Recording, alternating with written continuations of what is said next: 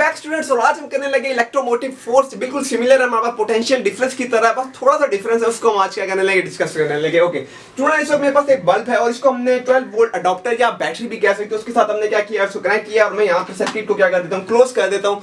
और क्लोज करने के बाद हमें क्या पता चल रहा है कि जो बल्ब है वो ग्लो हो रहा है।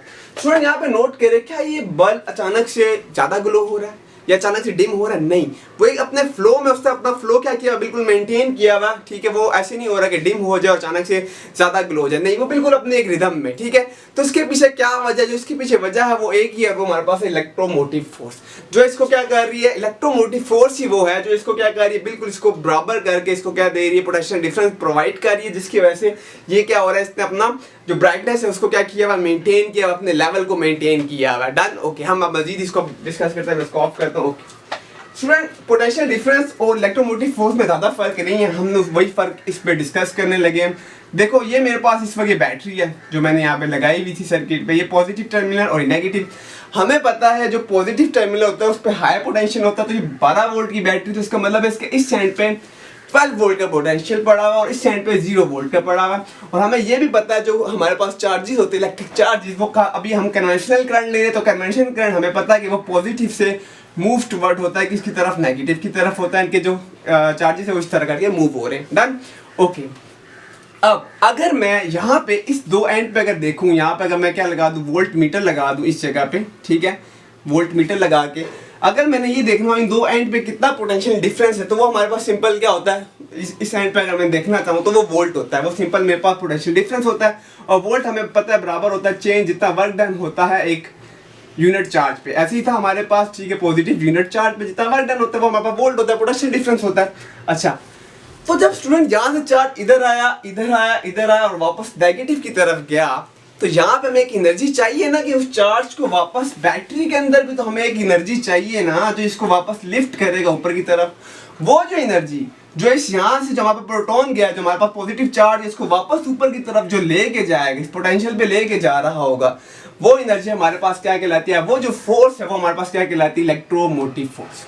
ओके, अच्छा, और जब तक हमारे पास सर्किट क्लोज नहीं होता, ठीक है, तो ये अपना यहाँ से पॉजिटिव चार्ज के ऊपर नहीं पहुंच जाएगा। जैसे ही हमारे पास सर्किट क्लोज हो जाता है, जिस तरह यहाँ पे मैं बल्ब लगा देता हूँ, सर्किट क्लोज है, तो अचानक से जैसे ही चार्जेस फ्लो होना शुरू हो जाएंगे। अगर ये क्लोज हमारे पास ओपन सर्किट है, इसको मैं ओपन कर देता हूँ, तो फिर ये हमारे पास फ्लो नहीं होता, ठीक है, यानी कि फिर वो नॉन इलेक्ट्रिकल एनर्जी को चेंज नहीं करेगा इलेक्ट्रिकल एनर्जी में।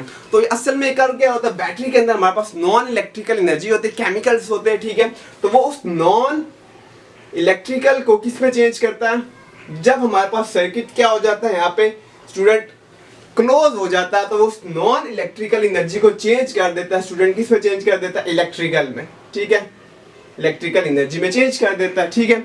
तो ही तो हमारा बल्ब क्या हो जाता है, ग्लो होने लग जाता है। ओके, अब अगर हम डेफिनेशन पढ़े तो बहुत इजी हो जाएगा। देखो स्टूडेंट, द एनर्जी, वो ताकत, energy supply bye a battery, जो बैटरी सप्लाई करती है, ठीक है, क्योंकि बैटरी एनर्जी सप्लाई कर रही है, ठीक है, to a unit positive charge, एक जो चार्ज को फ्लो कराने में एक होता है ना, एक चार्ज से फिर बार बार और चार्ज आ रहा है, तो एक चार्ज को जितनी एनर्जी प्रोवाइड करती है बैटरी, ठीक है, कब, when it flow through the close circuit, तब प्रोवाइड करता है वो एनर्जी जब सर्किट क्या हो जाता है, क्लोज। अगर सर्किट ओपन है तब ये नॉन इलेक्ट्रिकल को इलेक्ट्रिकल में चेंज नहीं करता। तो अभी आपने देखा जब सेल वैसे पड़ा होता तो वो खत्म नहीं होता, लेकिन जब हम उससे किसी टॉय में जब उसको यूज करते तो सेल क्या हो जाता है, वो खत्म हो जाता है कुछ अरसे बाद, ठीक है। तो अगर वैसे पड़ा रहेगा तो वो चेंज ही नहीं कर रहा नॉन इलेक्ट्रिकल को इलेक्ट्रिकल में, तो इट्स मीन वो हमारे पास सेल की जो एनर्जी है वो क्या है, फुल है, ठीक है।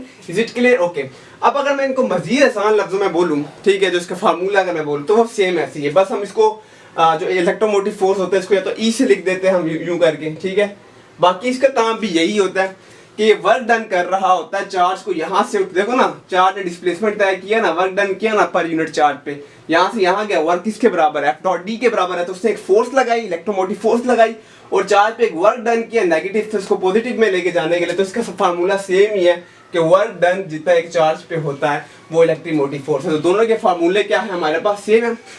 आसान लफ्जों में जो हमारे पास इलेक्ट्रोमोटिव फोर्स होती है वो बैटरी के अंदर होती है, और जैसे ही बैटरी से हमारे पास जब ये एनर्जी बाहर की तरफ आ जाती है, जब चार्जेस फ्लो होने लग जाते हैं, अब मैं किसी भी पॉइंट पे अगर उन चार्जेस को देखूंगा, ठीक है, तो वो पोटेंशियल में आ जाता है। अगर सर्किट के बाहर देखूंगा तो पोटेंशियल डिफरेंस होगा, और बैटरी के अंदर जो यहाँ से वहाँ चार्जेस जा रहे हैं, इस अंदर वाले पार्ट को मैं कह दूंगा ईएमएफ, इलेक्ट्रोमोटिव फोर्स।